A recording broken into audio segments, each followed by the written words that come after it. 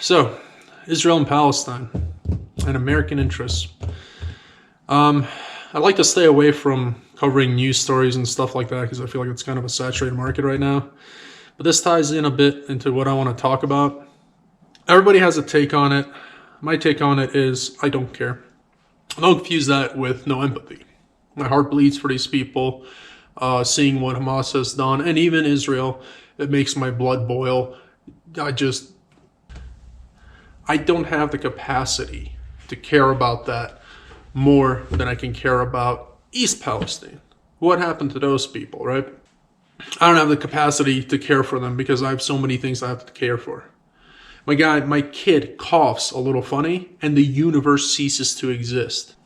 It's a case of priorities. I cannot prioritize Israel and Jerusalem over Maui. I cannot prioritize their kids getting killed over our kids getting killed in schools. And I need to focus on the people around me, immediate family, people that I love, friends and family, neighbors, and then expand out from there out to my country. If we can afford to, send help to the innocent people, the civilians, help them get out of that situation. But I don't want to see a penny of mine go there to buy any weapons so that more people are going to be killed. I don't know what the solution there is. All I know is the good men there will find a way to fix it. And I got a feeling it's going to be more about forgiving and forgetting than about cutting people's heads off and extinguishing the problem with violence. We need to make our country amazing. And let's get into how that's going to secure what is generally called American interests. What are some American interests? The phrase American interest. It is in America's interest to give democracy to the Afghani people. It's in America's interest to invade Iraq because Saddam Hussein might have WMDs and he will use it for us, and New York will be a lake. Korea and Vietnam. It is in America's interest to stop communism. We cannot let communism proliferate.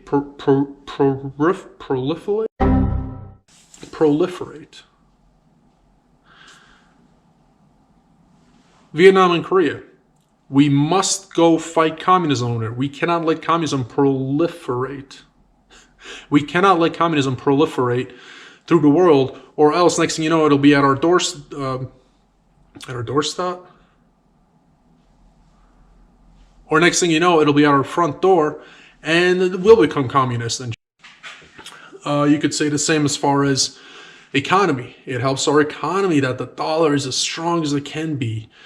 If everybody's trading in the dollar and we print the dollars, guess what? This is an aside. Our $32 trillion debt matters jack shit. American interests, as they're used, boil down to pretty much safety and prosperity. We want our economy to be strong, which if everybody's using the dollar, bada bim, bada boom, we're good, baby. And if Saddam Hussein is taken out and Russia can't expand and China can't expand, we're that much safer. That's a bunch of bullshit. Here's the thing.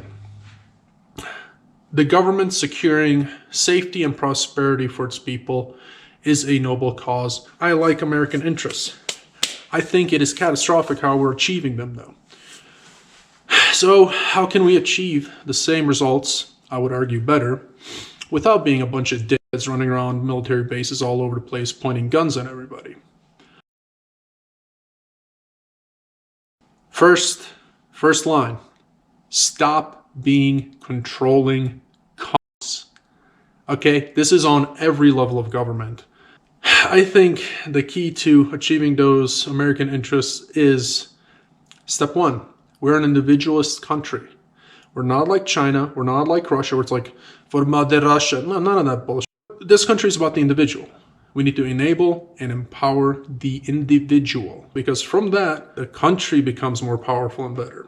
Step two, instead of having and maintaining and equipping and having personnel in all these hundreds, if not thousands of military bases abroad, we bring all those resources back in, kill all those bases. Yes, power vacuum can suck my dick. We bring all that back, keep the military budget as grotesque as it is, and dump all of that money into training and research. We will be light years ahead of, what did I write here?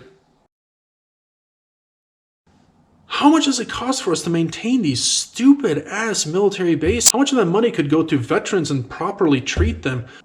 And as far as addressing the power vacuum thing, I don't care if China and Russia step in, because we are going to be so much more advanced, first of all. Second of all, there's that saying of a gun behind every blade of grass. Nobody's going to invade us. Step 3, this is the key. This is the absolute key to securing American interests without pointing a gun and pulling the trigger at everybody around the world. Make America so freaking awesome that anybody who catches a glimpse of it will start working in our favor. Will start turning their own country inside out to try and be more like us. There's a reason China has such a great, the great Chinese firewall, because they know if enough people in China get a whiff of how great America is, that's it. That Winnie the Pooh looking motherfucker, he's walking on a tightrope, yo. Yeah, step 4.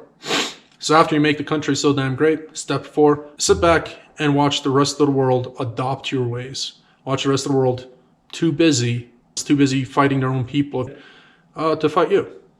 There's a reason so many people risk their necks to get here. There's a reason democracy kind of spread like wildfire after 1776. Because people saw like, hey, the people are kind of in control. Why is that inbred lunatic in control here? I don't like that, right? And to kind of add to that, to the first line being, stop being controlling cunts, the draft. If you have a country that's so great, you will not need a draft to have people fight to defend it. My kids need this country. This country is a beacon of hope and this and that and opportunity. I want this country to survive.